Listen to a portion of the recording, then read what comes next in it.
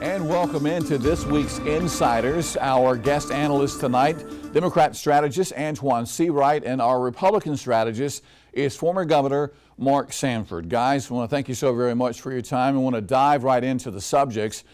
It looks like John Castro, who plans to run as a write-in candidate for the presidency, has filed a suit against former President Donald Trump and the South Carolina Election Commission in an effort to keep Trump off the Republican presidential ballot in South Carolina in February.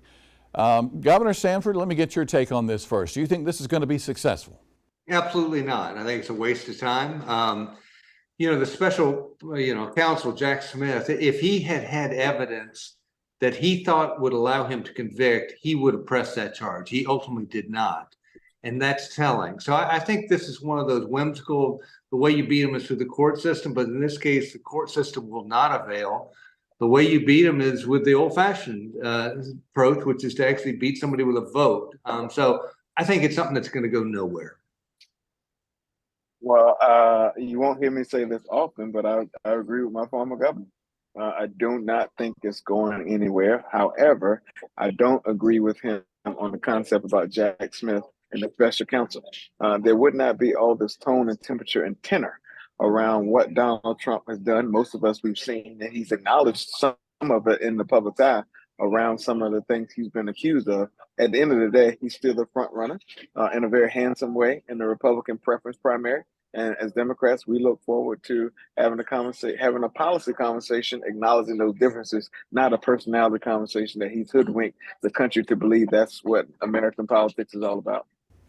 Castro citing the 14th Amendment and insurrection, and that is the charge that Jack Smith did not charge the former president with, correct, Governor?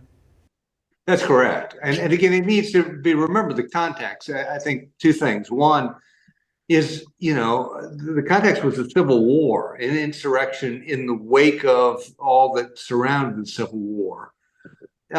This is more nuanced, but I absolutely agree with Antoine. I mean, I'm not a Trump fan. I think that there are a whole host of things to go after him on. But I think, again, simply you beat him at the ballot box if you disagree with him. You beat him based on a conversation on policy. I don't think it's going to fly. And so I think it also ignores this process of due process. I mean, at the end of the day, you don't want to beat somebody by circumventing the very system that our democratic system is based on, which is due process. Another topic we want to touch on tonight, the State Corrections Department telling the state Supreme Court that the state of South Carolina can resume executions now with the SHIELD law in place. Antoine, is this a partisan issue, or do both sides of the aisle see executions as a necessity in the state of South Carolina? Well, I don't know about that, because I don't think you can get my head and my heart to agree on most days of the week about most things. I don't know if it's viewed as both parties agree, but I do know that in the state legislative process, there were some on the Democratic and the Republican side who did have some agreement. So you call that bipartisanship and you move on, because quite frankly, the Republicans dominate every office statewide in our state. They dominate the General Assembly. And so whatever Republicans want to do is going to be done, whether Democrats agree, fight or not. Governor, your take on that? Well, it was a bipartisan passage. I mean, you did have Republicans and Democrats on this one, and I think for good reason. I mean, you've had a 12-year temporary stay with regard to executions in South Carolina.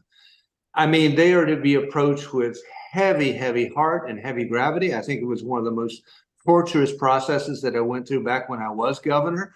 We would go through sort of a vetting process and sort of looked at the legal process that had preceded our final step, which is, do you offer a stay or not? And ultimately, we believed in, a jury selected, in this country. A jury appears saying, well, thumbs up or thumbs down. And in many cases, you're talking about horrendous, horrible crimes. Sadly, there is no other remedy, at least in our system, other than the grandest penalty of all, which is the death penalty. But, you look at this latest guy, I think it's, what's his name, Richard Moore. He has yet another appeal based on supposed cruelty, but it leaves off the cruelty that he offered another human being in Spartanburg when he took their lives. So I just think, again, it's it's to be not entered into lightly, but it hasn't been. It's a bipartisan package after a 12-year temporary stay based on, basically drug companies not selling to the Department of Corrections, and that's why the state legislation was put in place. We got word today that former state lawmaker David Mack from House District 109 down in the Low Country passing away at the age of 69. He was at the State House from 97 until 2021. And Antoine, he made a big impact there, didn't he? Look, you can't find a better public servant than former Representative David Mack, a husband, a father, former state rep, former chair of the Legislative Black Caucus. Just a good man. And so a great tree has fallen in American politics, in particular in South Carolina politics. Our thoughts and prayers are with him. But at the end of the day, when your obituary writes your eulogy, you can say, job well done. Governor Mack was in the House when you were governor for the state of South Carolina. You remember him? I do. He was, and agree with Antoine's sentiments. I mean, a great guy, and it's just yet another reminder of how short and fragile life really is. All right. Former Governor Mark Sanford, our Republican strategist tonight. Antoine Seawright, our Democrat strategist. Guys, thank you so very much for your time.